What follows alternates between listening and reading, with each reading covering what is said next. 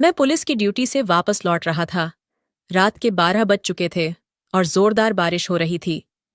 रास्ते में मुझे 18 साल की भीगी भागी कमसिन सी लड़की मिली। वो बोली, आज रात के लिए मुझे अपने घर ले चलो। मैं घर में अकेला ही रहता था, इसलिए मैं उसे अपने घर ले आया। घर आते ही जोर से बादल गरजे और वो मेरे गले लग गई।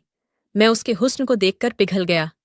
उस लड़की के भीगे बदन ने मेरे आग लगा दी। और फिर, हेलो दोस्तों, आज की इस रोमांचक कहानी में आप सभी का स्वागत है। मेरा नाम धीरज है और मैं एक पुलिस वाला हूँ। दिन भर ड्यूटी करने के बाद घर में देरी से ही पहुंच पाता हूँ। आज कुछ केस निपटाते निपटाते रात के 12 बज चुके थे और बाहर बहुत तेज बारिश हो रही थी। पुलिस की ड्यूटी में टाइम का वैसे भी कोई ठिकाना नहीं रहता। अभी तक मेरी शादी नहीं हुई है, इसीलिए मैं घर में अकेला ही रहता हूँ और यही वजह है कि घर जाने की कोई जल्दी भी नहीं रहती। आज मैं बारिश में भीगता हुआ घर जा रहा था कि रास्ते में अचानक से मेरी बाइक खराब हो गई। इतनी रात हो गई थी कि आसपास कोई मदद के लिए भी नहीं था कि तभी मेरी नज़र एक कमसिन सी लड़की पर पड़ी। वह 18 साल की होगी। बारिश में बैठी न जाने क्यों भीग रही थी और ठंड से कांप रही थी।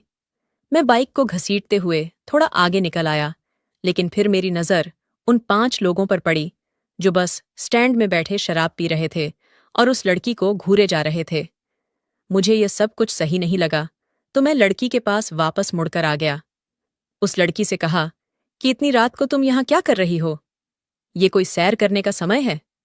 वह अपनी बड़ी बड़ी आंखों से मेरी तरफ घुड़िया की तरह देखने लगी। मुझे देखकर उसकी नीली आंखों में डर साफ नजर आ रहा था। मैंने उससे कहा, तुम्हारा यहां पर ज्यादा देर तक रुकना ठीक नहीं है, तुम अपने घर चली जाओ। उसने मुझसे कुछ कहने के लिए अपना मुंह खोला, लेकिन फिर चुप हो गई और अपना सिर झुका लिया। उसके लंबे लंबे बाल पूरी तरीके से भीगे हुए थे और होंठ से बारिश का रस टपक रहा था। लड़की काफी लंबी और गोरी थी और उसका जिस्म बिल्कुल कमसिन था। मैंने कहा, कुछ बोलती क्यों नहीं? चलो मैं तुम्हें घर छोड़ आता हूं। उसने सिर्फ इतना कहा कि वह तो बहुत दूर है। मैंने पूछा, क्या दूर है? तुम्हारा घर? उसने हाँ में सिर हिलाया। मैंने कहा, कोई बात नहीं, मैं बाइक से छोड़ दूंगा। और मैंने जैसी ही बाइक स्टार्ट की तो वो स्टार्ट भी हो गई। मैंने सोचा, अचानक से ये बाइक ठीक कैसे हो गई? फिर मैंने उससे कहा, आ जाओ, बैठ जाओ। उसने कहा, समुंदर के पार है, बाइक से नहीं जा सकते। ये सुनकर मुझे बहुत बड़ा झटका लगा। मैंने पूछा, इस शहर में तुम्हारा कोई रिश्तेदार तो होगा ना? उसने बड़ी मासूमियत से बोला, नहीं, यहां मेरा कोई भी नहीं है। उसकी मासूमियत देखकर मुझे कोई डोर उसकी ओर खींचे जा रही थी।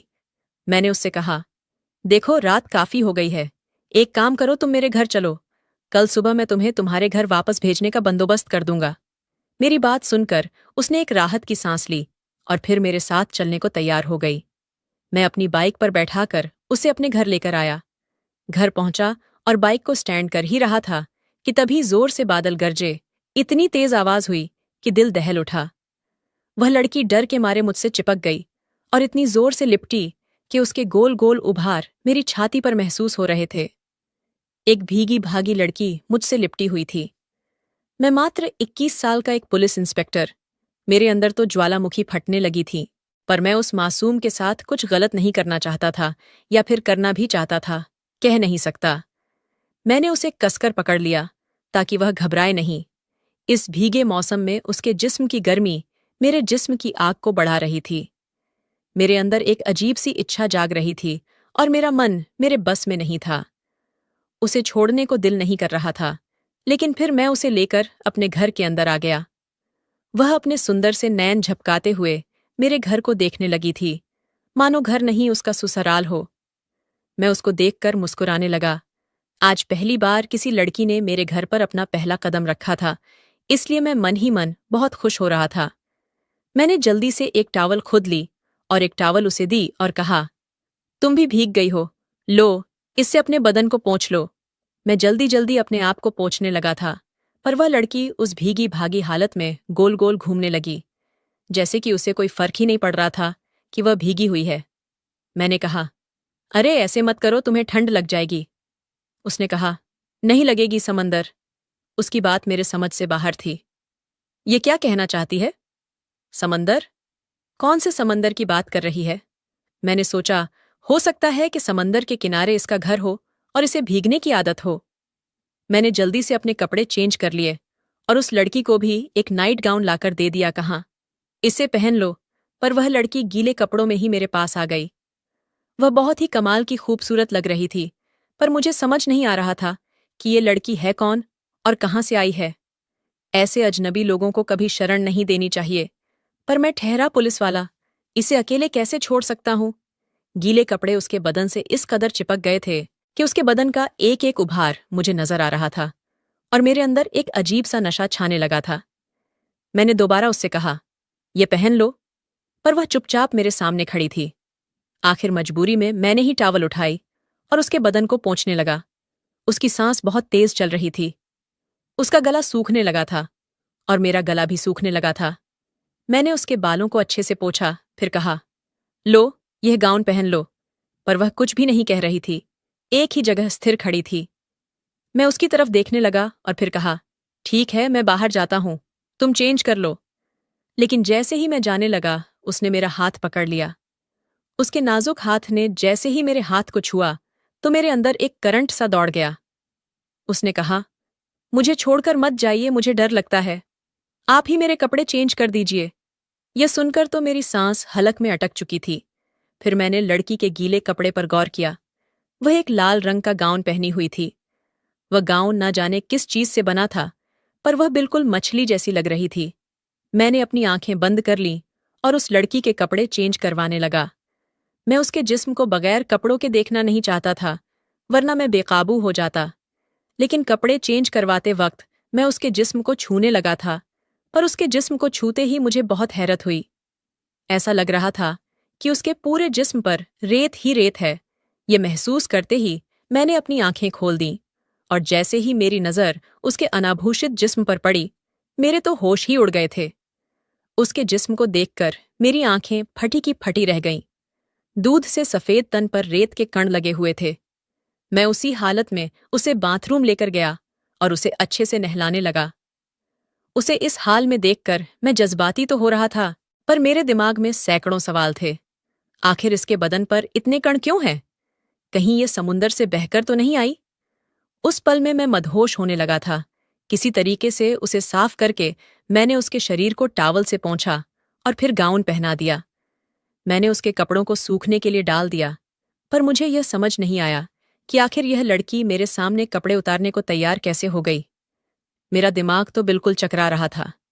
अपनी जिंदगी में मैंने ऐसी लड़की आज तक नहीं देखी थी। आखिर ऐसी लड़की मेरी जिंदगी में कैसे आ गई? कहीं मेरी जिंदगी का रुख तो नहीं बदलने वाला है? कहीं ये लड़की कोई हसीन जलपरी तो नहीं जो समंदर से निकलकर आई हो? मुझे कुछ भी समझ में नहीं आ रहा था, पर भूख जोरों की लग रही थी। मैंने उससे पूछा, तुम्हें भूख लगी है क्या? उसने हाँ में सिर हिलाया। मैं अपने सुबह का बचा हुआ खाना लेकर आ गया था और हम दोनों मिलकर खाना खाने लगे। लड़की बिल्कुल खामोश थी, ना जाने क्या सोच रही थी। खाना खाने के बाद मैंने उससे पूछा, अब बताओ तुम्हारा घर कहाँ पर है? उसने कहा, मेरा घर दूर देश में समंदर के पार है। मैंने कहा, तो तुम यहां कैसे आई? कोई जहाज से आई हो? उसने कहा, तैर कर। मुझे उसकी किसी भी बात पर यकीन नहीं हो रहा था। मैं सोच रहा था कि कहीं इसे कोई दिमागी बीमारी तो नहीं है। दूर देश से तैरकर इतना दूर कैसे आ सकती है और भला क्यों आई है? मैंने पूछा, तुम अपना घर छोड़कर इतनी दूर फिर क्यों आ गई? उसने कहा, मेरे पापा ने मेरी शादी तय कर दी थी, पर मैं दुनिया देखना चाहती थी, इसलिए समुंदर की लहरों के साथ तैरती हुई इतनी दूर आ गई। मुझे कुछ भी समझ में नहीं आ रहा था। रात ज्यादा हो गई थी और मुझे नींद भी आ रही थी, तो मैंने उससे कहा कि तुम यहाँ कमरे में लेट जाओ, मैं बाहर लेट जाता हूँ। वो बोली, नहीं, तुम भी यहीं लेट जाओ, मुझे अकेले में डर लगता है। मैंने उसकी बात मान ली और दूसरी तरफ करवट लेकर बेड के किनारे लेट गया। मुझे अभी नींद आई ही थी कि उसने अपना हाथ मेरे हाथों के ऊपर रख दिया। मैं अचानक से उसकी ओर मुड़ा तो देखा कि वो मेरे बिल्कुल करीब आ गई थी और मुझसे इस कदर चिपक गई थी कि हमारे बीच की सारी दूरियां नजदीकियों में बदल गईं। मैं सब कुछ भूलकर उस पल में खोने लगा था। अब मैं पूरी तरह बेकाबू हो चुका था और उसे पाने के लिए मचलने लगा था, लेकिन मैं पहल नहीं करना चाहता था। उस लड़की ने अपना सिर मेरे कंधों पर रख दिया और मैं उसके बालों को सहलाने लगा था जो कि अभी भी आधे गीले थे।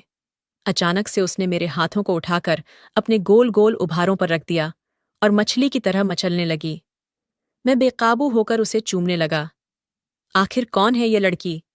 कहीं कोई जल परी तो नहीं जिससे मैं इस कदर दिल लगा बैठा हूं?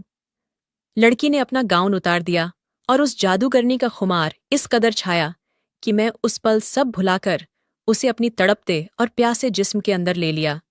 मैं उससे मोहब्बत करने लगा और पूरी रात हमने आपस में ही गुजार दी। जब आंख खुली तो दोपहर के 12 बज गए थे। वह लड़की उठकर मेरे सामने बैठी हुई थी और एक कॉपी पेन लेकर शायद अपने गांव का कोई चित्र बनाकर मुझे दिखा रही थी। मैंने मानचित्र को गौर से देखा और कहा, इतना दूर जाने के लिए तो नाव की जरूरत पड़ेगी, मैं तुम्हारी तरह तैर नहीं सकता। यह सुनकर उसे यकीन ही नहीं हो रहा था। अगले दिन मैंने एक नाव की व्यवस्था की जो कि मशीन से चलती थी। नाव किराए पर लेकर कुछ खाना लिया और उस लड़की के साथ निकल पड़ा था और उस नक्शे के हिसाब से मैं चलने लगा था। अचानक मुझे बहुत डर लगने लगा। मैं तो इस लड़की को जानता तक नहीं और उसकी बातों पे यकीन करके मैं समुंदर में इतनी दूर आ गया था। मुझे तो तैरना भी नहीं आता। ये सोचकर मेरा दिल कांप उठा। मेरे चेहरे का रंग उड़ गया था। काफी दूर जाने के बाद ना जाने हमारी बोट किसी सिरे से टकराई और उलट गई और मैं समुंदर की गहराई में डूब गया। फिर मुझे कुछ भी याद नहीं। जब मुझे होश आया तो मैं एक टापू पे था और वही लड़की मेरे सामने बैठी हुई थी। शायद लड़की मुझे यहां लेकर आई होगी या फिर हो सकता है मैं मर गया हूं। पर जब उस लड़की ने मुझे हाथ लगाया तो मुझे लगा शायद मैं जिंदा हूं। मैंने उससे कहा, हम कहाँ हैं? उसने कहा, मेरे घर में। ये टापू उसका घर है। ये लड़की मुझे अपने टापू तक लेकर आ गई। वह मुझे लेकर एक गांव में आ गई जहां 20-25 घर बने हुए थे। मुझे आता देख काफी सारे लोग इकट्ठे हो गए और हैरत भरी निगाहों से मुझे देखने लगे। तभी वह लड़की एक औरत के पास जाकर बोली, माँ, यही मेरी मोहब्बत है। मैं इसी से शादी करना चाहती हूँ। यह सुनकर तो मेरे पैरों तले जमीन निकल गई। मैं वहां खड़ा खड़ा उन लोगों को देख रहा था। उन लोगों ने मेरा बड़े अच्छे से स्वागत किया और अपने खेत वगैरह सब दिखाने लगे। कहने लगे वह मछली पकड़ के और छोटी मोटी खेती करके अपना घर चलाते हैं और मीठे पानी के झील से पानी पीते हैं। कुछ दिन वहां गुजारने के बाद मैंने फैसला किया कि मैं इसी लड़की के साथ अपना जीवन गुजार दूंगा। पुलिस की नौकरी से मैं भी तंग आ गया था और यहां मुझे कोई ऐसा मिल गया था जिसे मैं कभी खोना नहीं चाहता था। वह लड़की मेरे दिल का सुकून बन चुकी थी। धीरे धीरे मैं उन लोगों में बिल्कुल ढल गया। तारा ने मुझे समंदर में तैरना भी सिखा दिया। हम दोनों अक्सर तैरकर मुख्य भूमि तक आ जाते थे और फिर अपने घर वापस चले जाते थे। कमेंट करके जरूर बताइएगा कि आपको ये कहानी कैसी लगी। अगर आपको ये कहानी पसंद आई हो तो इसे लाइक करें और अपने दोस्तों के साथ भी शेयर करें। आगे भी ऐसी रोमांचक कहानियों के लिए हमारे चैनल को सब्सक्राइब करें और बेल आइकन दबाना ना भूलें।